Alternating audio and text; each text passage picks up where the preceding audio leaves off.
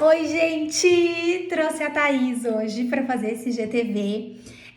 Eu já comentei com vocês, a Thaís, ela é consultora de amamentação, me ajudou muito nesse comecinho com o Mateu. Já ia falar Henrico, gente, a mãe de dois fica meio doida com os nomes. Com o Mateu. Eu sei que esse tema geram muitas dúvidas. Eu mesma, tipo, mesmo sendo o segundo filho, eu acho que eu tive mais dúvidas até do que o primeiro, né? Porque foram completamente diferentes. O Henrico, ele não pegava no peito de jeito nenhum, e talvez se eu tivesse tido a ajuda da Thaís, teria sido melhor. E o Matheus já não, ele já pegava super bem o peito, né? Ele já tinha uma pega forte, uma pega boa, assim, mas mesmo assim deu algumas fissuras no meu peito. E eu também, enfim, tinha algumas dúvidas. Será que o meu leite tá suficiente? Será que o meu leite tá fraco? Porque ele era insaciável, ele é insaciável, ele gosta de mamar muito mais do que o Henrico. Então eu fiquei bem preocupada. No do Henrico eu cheguei a doar leite, no do Matheus eu fiquei meio assim, com medo de doar e não ter pra ele. Então eu vi que as perguntas de vocês têm bastante a ver com as minhas dúvidas também. Então vamos lá. Thaís, existe leite fraco? Não existe leite fraco. Vamos lá, a gente colocou essa primeira pergunta porque é muito importante que todo mundo saiba que o leite materno não é fraco, né? Então, por que ele não é fraco? Porque ele tem tudo que o bebê precisa até os 6 meses, exclusivamente. O bebê não precisa de chá, não precisa de água, não precisa de mais nada para complementar. Claro, eu digo complemento de chá, de água e outras coisas, né? Não complemento de fórmula. Alguns bebês, quando estão perdendo peso, algum outro motivo que aconteça, né? A mãe pode ter feito alguma cirurgia na mama, que isso altera um pouco também, foi uma das perguntas, né? Altera também a produção do leite.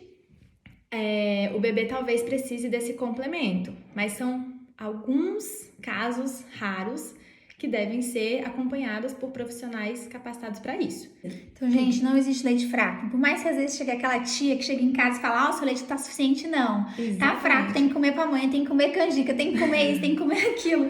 Não existe leite fraco. Às vezes é a pega que tá errada, né? Não tem produção suficiente pro bebê porque a pega não tá certa. Isso. Como evitar a mastite? O que é a mastite? Né? Dá uma explicada aí. A mastite é uma inflamação, né? Um acúmulo. Por que inflama? Vamos lá. Porque um acúmulo de leite fica ali naquela mama e aí às vezes o bebê, como a gente estava falando, não tá com uma pega adequada, uma sucção efetiva, com que ele consiga tirar aquele leite da mama, né? E que consiga, a mãe às vezes não consegue ter aquela sensação que a gente estava conversando também de esvaziamento do peito, né? Então a mastite é como se fosse uma inflamação mesmo. De um leite que ficou ali dentro daquele ducto, que eu vou mostrar para vocês rapidão. Isso aqui é a anatomia da mama. Os ductos estão aqui onde ficam o leite e aqui é como se fosse uma mastite. Inflamou esse ducto. Nossa, deve doer muito. E aí, por que é interessante a gente saber sobre a massagem e ordenha? Para não causar mastite. Então, o que evitar a mastite? Muita massagem, muita massagem e colocar o bebê para mamar com uma sucção efetiva. Então, gente, principalmente para as mamães de primeira viagem, né? Quando a gente ganha o bebê, demora o quê? Uns 2 dias pro leite descer mesmo, né? E aí, quando ele desce, ele vem com tudo. Então, o peito fica power, de um jeito que, enfim, você nunca viu na vida.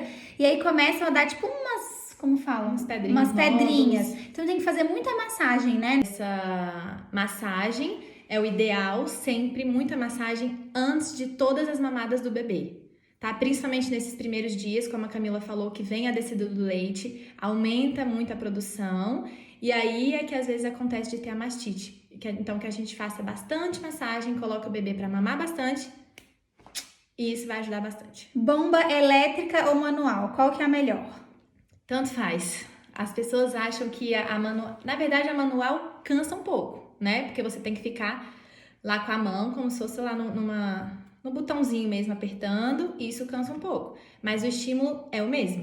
O negócio da elétrica, você clica e vai. Não tem diferença. Pra quem quiser saber, enfim, a que eu tenho é elétrica, é da Medela, né? Que fala, é Medela. É ótima, super indico, tá desde a época do Henrico, tranquila. Exercícios ou formas para preparar o bico antes, né? Porque tem gente que fala, tem que tomar sol antes do bebê nascer, tem que passar bucha, já ouvi falar também. Isso funciona, não funciona? Não funciona.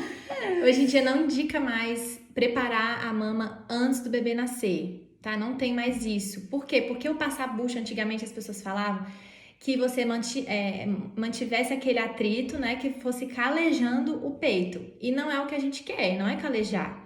O que deixa o peito mais sensível é se a gente ficar passando essa bucha, né? Não é simplesmente calejar, vai deixar ele mais sensível. Então, hoje em dia não é mais indicado ficar estimulando nem nada, até porque muito estímulo antes do bebê nascer, a gente pode acontecer de causar algum parto antes da hora, né? Um parto prematuro. Então, não é interessante ficar... Tem até um nome que se chama exercício de Hoffman, que é isso aqui. Muitas vezes, antigamente faziam, é você ficar fazendo isso para puxar para fazer bico. Isso não existe, não existe. Então não precisa fazer nada antes, né? Viva a sua gravidez. Qual a forma correta da pega? Como é essa pega? Como é que tem que ser essa famosa pega? Essa bendita pega, essa boquinha de peixe, que até aconteceu um pouco com o Matheus, né, Camila? Que foi só questão de ajuste de pega. Por isso fissurou um pouquinho. Às vezes é a posição, né? Tipo assim, às vezes às vezes a gente fica meio troncha mesmo, o peso, fica preocupada com o bebê. Às vezes pega de uma forma errada e a pega já fica errada, né? Isso. Eu falo muito o que eu observo na primeira visita, que foi até o que a gente conversou muito na nossa primeira visita, é principalmente a posição da mãe. A mãe tá confortável? Você tá confortável? Então, ótimo. Tudo vai andando bem melhor. E é o que a Camila falou, às vezes é posição. Não é nem a pega. O bebê tá até conseguindo pegar bem, mas a posição dele não tá tão confortável. A mãe tá assim, vai travando tudo aqui, e aí o bebê fica todo travado. Fica daquele jeito assim, né? Tudo travado. Então, tudo conforto, tudo ajuste disso tudo, de posicionamento, principalmente. A gente vai ajustando a boca do bebê e tudo vai encaminhando super bem. Tem os exercícios para fazer a abertura de boca que a gente fez um pouco com o Matheus, né? E isso vai dando certo. É tudo aprendizado. Mas aí me explica como é que o bebê tem que ficar. Ele tem que ficar mais retinho, né? Retinho, barriga com barriga sempre com lembrar, barriga. Né? A gente se alimenta de frente para a mesa, então barriga com barriga. A cabecinha um pouquinho mais elevada do que o corpo. Mas sempre retinho. Pronto. É isso. Observa também, né, se eles não estão fazendo nenhum barulho diferente na hora de mamar, porque se tiver, porque a pega tá errada, né? Isso. Não pode ter covinha também na bochecha deles. Senão também é um sinal de que a pega não tá correta. Sim. Como saber se está com candidíase mamária? Acho que tive quando eu amamentei. Isso é uma pergunta.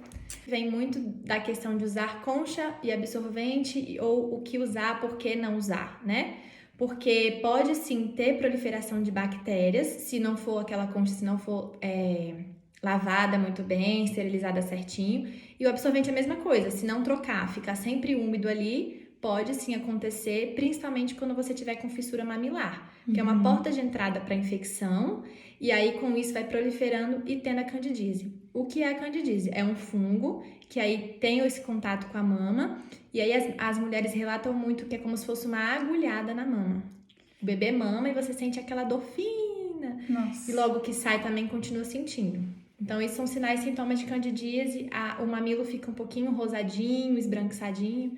Se você estiver sentindo isso, tem que ir atrás do obstetra. Eu uso a concha, usei bastante no começo. Acho que assim, se vocês optarem por usar a concha, né, tem que lavar bem, sempre após as mamadas.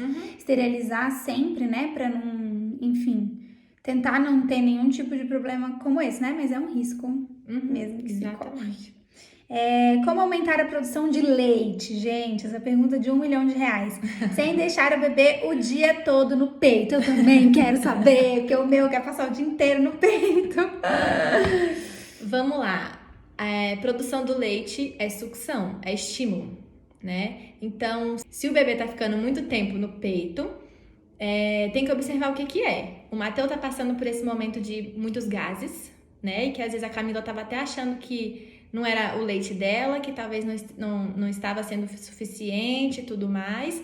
E é um momento que a gente quer dar outro tipo de leite e às vezes causa mais gases ainda, né? Então a gente tem que observar bastante. A produção do leite é estímulo e sucção do bebê. Se não tá dando, o bebê tá ficando muito tempo no peito, a gente tem que observar essa mamada, essa sucção dele, se tá sendo efetiva, se ele tá acoplando mesmo no peito, ou se tá ficando com o queixinho mais distante. Isso tudo altera a produção do leite. Tudo isso, pode ter certeza. Gente, e uma dica que a Thaís sempre fala, e a pediatra dos meninos também. Eu fico com medo de ficar tirando leite, porque eu fico com medo de não ser suficiente pra ele. E também com medo de ficar com ele o dia inteiro no peito, mas quanto mais a gente fica com eles no peito e quanto mais a gente tira, né, mais leite a gente vai ter, porque peito não é estoque, né? Você falou, Isso. é uma fábrica. Então, quanto mais a gente estimula, mais leite a gente vai ter. Não precisa ficar com medo de tirar, de não ter leite suficiente. Teve um dia que eu senti que meu leite estava super pouquinho, né? Eu fiquei mandando mensagem pra Thaís todos esses dias. Thaís, não tá sendo suficiente, não tá. E aí elas falaram assim, Camila, você tá bebendo água? Você tem que beber...